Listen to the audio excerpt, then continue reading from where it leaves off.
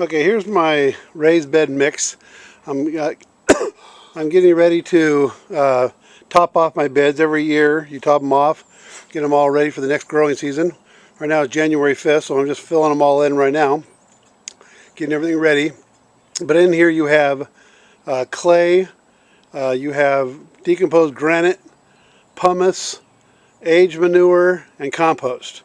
Okay, so those things there, all equal amounts, and it just turned out to be a fantastic mix. Gives every plant the ability to thrive. And that's what you want, plants that thrive and do the best they can do. I bring my own in my truck and trailer. I bring my own here, but if you have to have it delivered, tell them the mix you want, and then they'll deliver it. And you just simply spread it. And you don't want to be buying bags of this stuff; it costs way too much.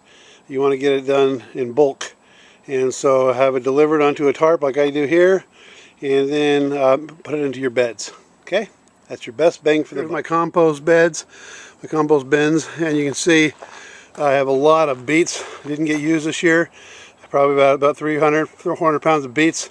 But say love you, they'll make great compost, laden with nutrients, and this will be real rich compost. So we're going to go ahead and compost it. Okay, we're going to be talking today about getting your beds all set up with fertilizers.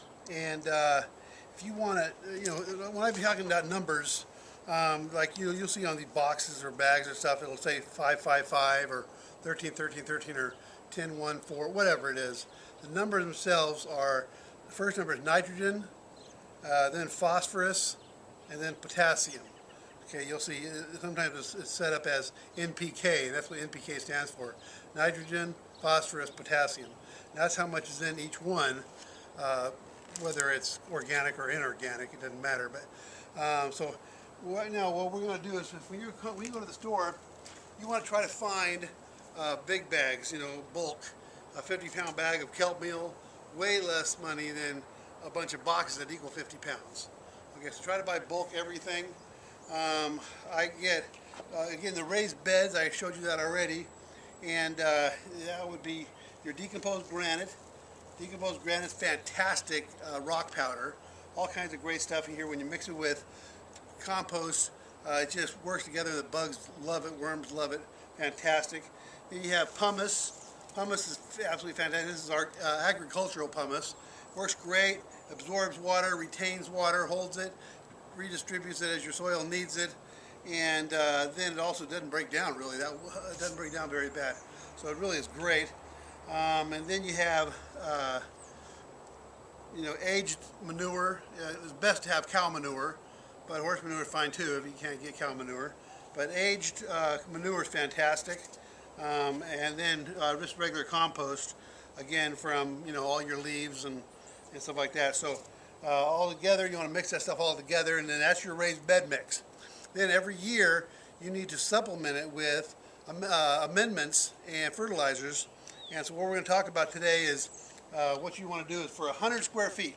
So if you have 100 square feet, this is how much you're going to put in. Now, if you have less than that, you just need to break it down. So I tried to break it down for you a little bit today, and I'll share that with you in a second. But here, if it's 100 square feet, or if you wanted to make up a batch for 100 square feet, it's 2.5 cups of kelp meal. So that's the kelp meal right here. You want 2.5 cups of that, okay? You want 3.5 cups of bone meal. That's this right here. So 3.5 cups of bone meal, and then 3 cups of the 13, 13, 13. Okay, remember what I told you about the this one here is 555 right here, but this one here is 13, 13, 13. Again, it's not, all the numbers always mean exactly the same thing. So it's nitrogen, and then phosphorus, and then potassium.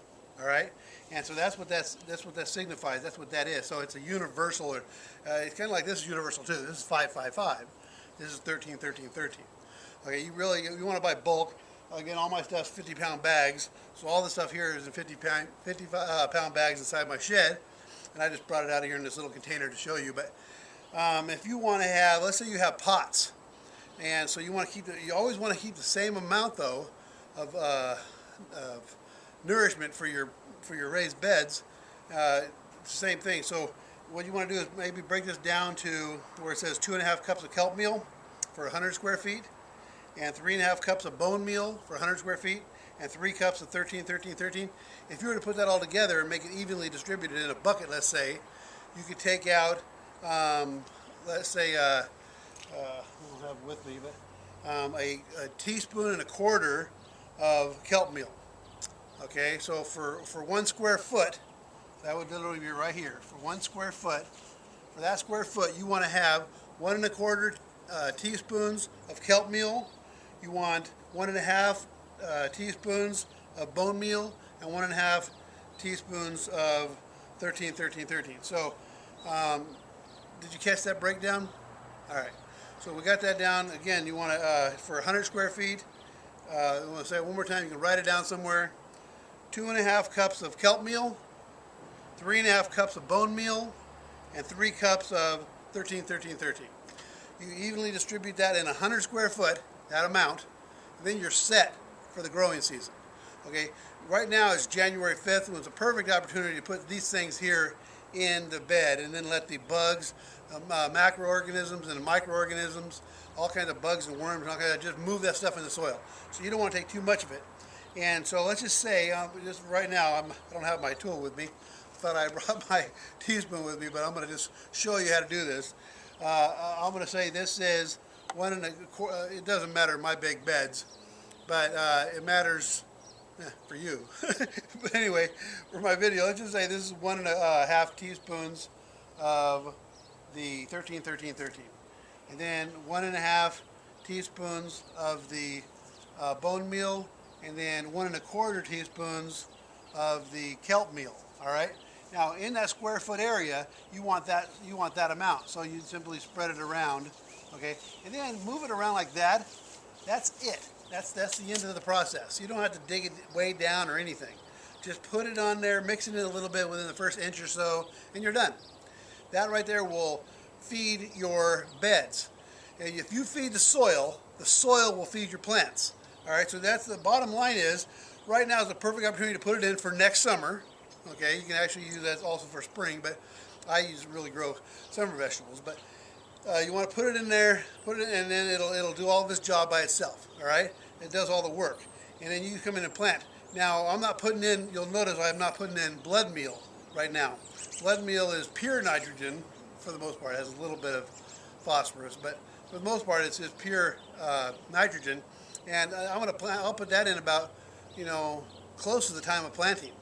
Okay, right now it's almost being blood meal. Think about it, it relatively coagulate and stuff like that if it's not warm enough. Okay, so if I put it in now, January 5th, during the cold part of the year still coming up, it might coagulate and be nasty and repulsive, even to bugs. So I'm not going to put that in there now. I'll wait till it warms up and then to stick that in there so it'll have plenty of that too. So anyway, there's your process for getting these beds all ready for planting. And that's all the work you got to do. Just put in this amount, what I just showed you, in your beds, and then walk away from them. There's really nothing else to do. And what happens is your plants, when you put a plant in the ground, think about it, it's mining the nutrients out of the soil. And so it just comes in, it grows into it's like right now with my 2-foot tall raised beds, my tomato plants are 10-foot tall. And on this area right here, I had perhaps, 12 or 14 10-foot tall tomato plants right here.